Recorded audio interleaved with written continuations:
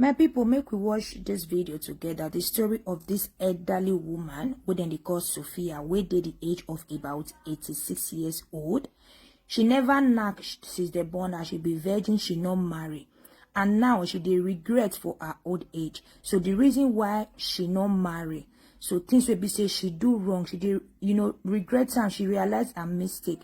So she share her story and she want make many young girls out there make them learn from her story. Make we watch the video together. My name is Sophia Saidi. I live in Masasi, which is also where I was born.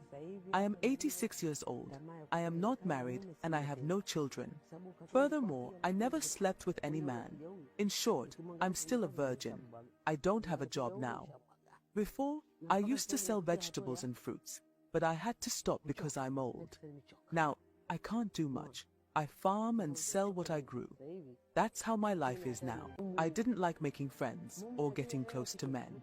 Often guys would come up to me and say they loved me, but I was always busy with many things. Also, whenever a guy approached me, I would first look at him and try to figure out if he had a good future ahead. I would look at the man and think about whether, if I started a relationship with him, we would become rich or stay poor. At that time, I thought I was being really smart by thinking this way, but now I can see the results of those choices. When I was younger, in our family, we had a rule where you marry a man chosen by your parents, but I always told my dad that I didn't want to marry a man they picked out for me.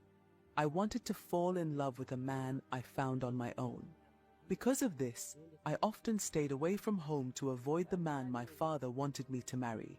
If a man came to our house and I thought he was there to marry me, I would run away, and no one knew where I went. In my mind, I believed that age didn't matter. I also thought that as long as I was a virgin, I wouldn't miss out on marrying a wealth. I reached a point where I noticed that no guys were talking to me, and I realized there was a problem. So, I began to accept their feelings, but I still had one issue. I stopped caring about how much money a guy had and started to care more about how he looked. When a guy came to see me, I would notice his appearance. Sometimes he was tall but not handsome, or he was handsome but short. Even if I found a man handsome, after talking to him, I would find something that made me unhappy. And when I walked on the street with a guy, I felt it didn't look right. I made a big mistake by trying to choose based on my own feelings. This also led to no one else coming to show interest in me. Once dated a guy, but our relationship did not work because he wanted more than just love. He wanted to be intimate with me, but I believed in waiting until marriage. Whenever I was with a guy and he wanted to be intimate, I would make an excuse to go to the bathroom, but then I would leave and end the relationship right away. After experiencing things like this, I realized that he was not the right man for me. However, I also thought that the behavior of these men affected how I am today, but I know that most of it is because of my own decisions. Now, I blame myself for everything that happened. I realize nobody else is responsible. I really regret how I acted in the past. If I hadn't run away from the men who wanted to marry me, my life could be different now. Nowadays, it seems impossible for a man to marry me, and finding someone who wants to date me feels like a dream. It feels like it's been 50 years since anyone told me they loved me. I don't have children, a husband, or anything really. I didn't know much about nuns before, but I learned about them later.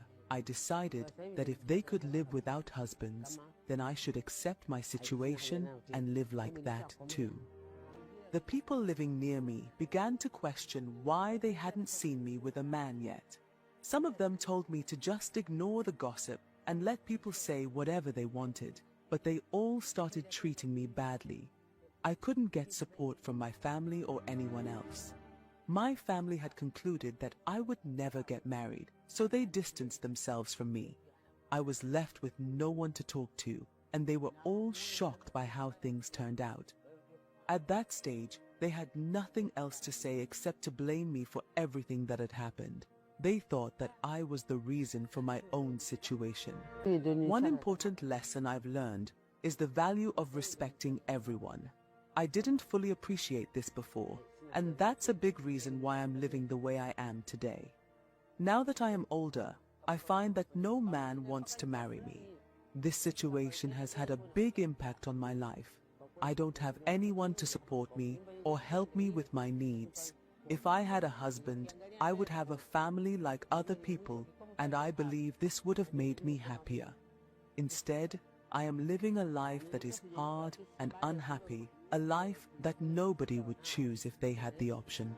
To my grandchildren out there, I want to share some advice, especially with the girls, because they might act in ways that could lead to a life like mine. Remember, you don't have to say yes to everyone who comes into your life, but it's important to treat everyone with respect. You might meet a man who loves you but isn't rich. Being with someone isn't all about their wealth. You can build a life together. Love is worth more than money. It's the foundation for a strong relationship. I was too scared and too proud in my life, and it led me to a place I'm not happy with today. My time for changes are over, but I hope you can learn from my mistakes and make better choices.